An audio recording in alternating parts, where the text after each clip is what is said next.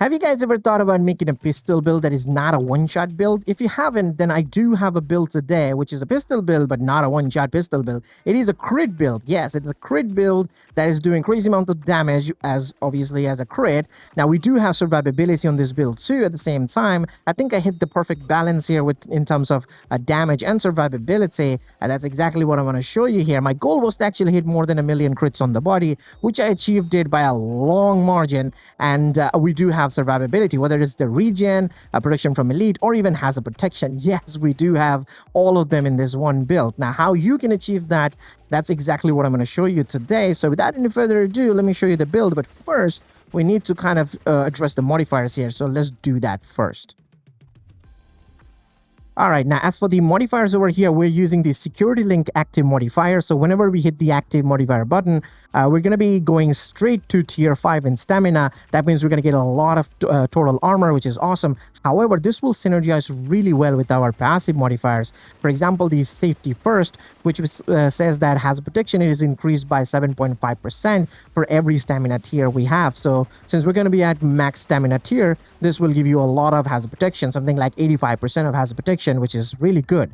Now, next we have the loaded up over here. I mean, we're using a crit build, so crit modifier here makes sense. So that's why I chose here. So more crits for us. Next, we have the extra padding as our passive modifier, which will give us 5% of protection from elite for every blue core we have at 5 tier.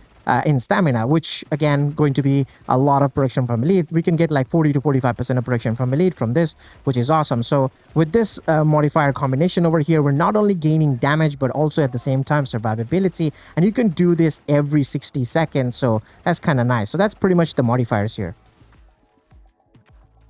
Now, as for the weapons, of course, is the pistol build. So I'm going to choose a pistol as my main weapon. I have the Cart 45 here because it's an amazing weapon. It has really high magazine size, RPM, base damage, and also the main thing, it doesn't move in your hands. Like when you fire the weapon constantly, it doesn't shake or anything. The recoil is really awesome. It's very accurate, so it doesn't move left, right. And that's one of the reasons why I'm not using the Liberty here. Liberty will be a better choice, but the reason why I'm not using it is because it moves too much. It goes left, right, left, right. I don't like it. If you don't believe me, if you haven't used the Liberty, use it, then you'll understand why I'm saying this. Same goes for the D50. They're basically the same weapon, and they have that weird recoil pattern. They move too much, and the magazine size is also low, so that's one of the reasons why I didn't use them. And as for Regulus, it's a raid weapon. Not everybody has it, so yeah. Plus, it's a one-shot headshot kind of pistol, so not going to be using that. You can use something else like the tactical M1911 here, pretty much similar to the Cart 45. It's just the magazine size a bit low. So if you have something like this, you can use it. Now, when I say Card 45, I didn't mean the card custom. The card custom gives you skill tier. We don't want that. I mean, skill tier is good for your build. However, you'll lose the damage to target of cover from the normal variant. So yeah, that's why I didn't choose it. Now, as for the talent, I went with Strain because it's fairly simple, very easy to activate. You fire the weapon, you get more crit damage, you get more damage basically, and there is no condition to it. It doesn't need to get active after a kill, something like Killer. Killer requires crit kill to be active, where this one, you fire the weapon, it's active. If you're fighting bosses, like legendary bosses or any bosses, you need this talent because you fire, you build up more damage. Simple as that. Because you don't have to rely on getting kill and then getting a talent active. We're not relying on anything. This is very easy to activate. You can also use something like the preservation talent if you want more healing, which I doubt that because the build has a lot of healing, but you can go for that. So that's pretty much the main weapon of this build.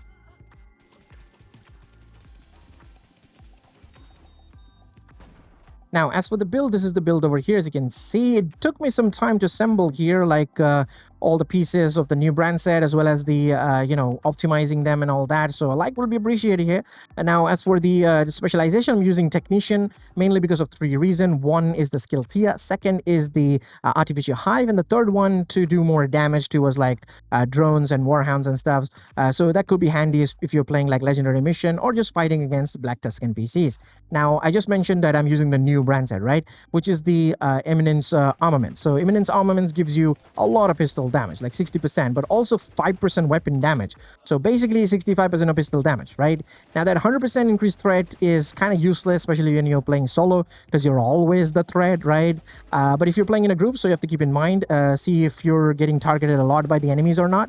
So yeah, that. Now as for the attributes, I'm using armor here, crit chance, crit damage, and crit damage mod. For the mask, for the holster here, I'm using weapon damage, crit chance, crit damage. For the gloves, I'm using weapon damage, crit damage, and crit chance. So that's my 3-piece of the Imminence armament set, the brand set. So yeah, that. Now as for the other 2 high-end pieces, I'm using a chest piece, which is the Bellstone. So I get 1% armor regen from this. I have armor, crit damage, crit chance, and crit damage mod with the Obliterate talent. Obliterate talent is pretty much set and forget, and you can always keep it active. Like whenever you crit, you're going to be gaining the stacks, and since you're critting all the time, you don't have any trouble activating Obliterate. Like it's always active. When you fire your weapon, it's going to be active. Like I said, set and forget. You don't have to worry about it.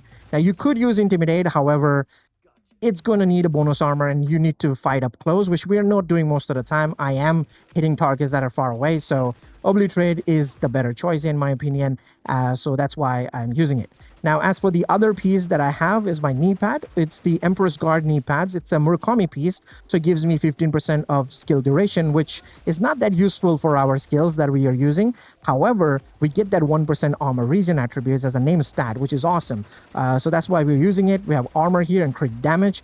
So technically, we have 2% of armor regen on the build from just these 2 pieces, and we get 3% armor regen from the Mento backpack, right? Mento gives you weapon damage, bonus armor, skill efficiency, and also when you collect all those 30 trophies, you get 3% of armor regen. So that is really solid. Like weapon damage, bonus armor, armor regen, all of that together, it's great. So that's why we're choosing the Memento. We are already doing 1 million crits on the body without the Memento, by the way, keep in mind. But with the Memento, we do even more damage. We're doing 1.2 million, 1.3 million crits on the body. And if you add more like red cores, you'll do obviously more damage. But I feel like this is a perfect balance of damage and survivability by having 1.5 million armor. And also we have that regen, because more armor is more regen. And we have the crits and stuff in the build. Very high crits, by the way. I cannot show you the crits from the pistol because it's a pistol and the stats doesn't show you the crit chance of the pistol. It shows you the crit chance for the weapons. Like for example, it's showing you the Lexington here, but we can count it together. For example, you can see the pistol already has 20% of crit chance on it, right, as the mods. Plus we also get 10% crit chance from our SSD watch. So that's 30% crit chance already. And all my gear pieces has 6% crit chance except the Memento and the knee pads there, the Empress Guard. So basically we're sitting at 54% crit chance on the pistol, which is fairly good. And we get even more crit chance built up for us from the modifier. Don't forget about that. So yeah, we're good in crit chance. That's all I can say. And the crit damage is also really high. Plus don't forget, we get more crit damage from our weapon talent and also more crit damage from the passive modifier. So all of that together is working really well. We got that damage, we got the survivability. In terms of survivability, we have like 89 to 90,000 armor regen per second. Plus we have like 40% of protection from elites and 85% of hazard protection, which will be active obviously when you activate the modifier. So every 60 seconds you can get all that stat. The armor regen is already there though, don't forget about that. That's already there. You'll just get the protection from elite and more hazard protection every 60 seconds when you activate the modifier. So you'll feel more tankier, to be honest.